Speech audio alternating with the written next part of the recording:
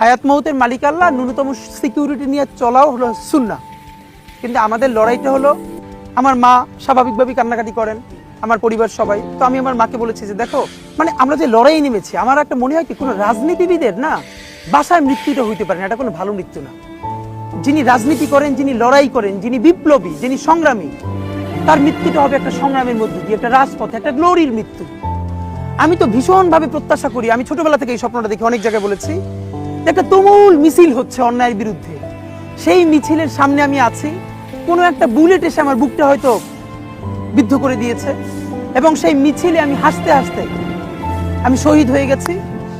এবং সবাই যখন মৃত্যুটাকে ভীষণ ভয় পায়, আমি তখন হাসতে হাসতে আল্লাহর কাছে ভীষণ সন্তুষ্টি নিয়ে পৌঁছতে চাই যে আমি একটা ন্যূনতম ওই জীবনটা লিড করতে পারলাম, যে আমি একটা ইনসাফের হাসি নিয়ে আমি আমার আল্লাহর কাছে পৌঁছতে চাই। সুতরাং আগামী 50 বছর বাঁচলাম, কোনো ইম্প্যাক্ট তৈরি হলো না আমার দিয়ে, দেশের জন্য, রাষ্ট্রের জন্য, উম্মার জন্য, জাতির জন্য। কিন্তু আমি ধরেন 5 বছর বাঁচলাম, সেটার মধ্য দিয়ে যদি আগামী 50 বছরের ইম্প্যাক্ট তৈরি হয়, তাহলে অনেকদিন বেঁচে থাকায় কি সাফল্যের বলেন? ভাই, আল্লাহ যদি আমাকে নিয়ে যায়, আমার বাচ্চাটার দিকে একটু খেয়াল রেখে।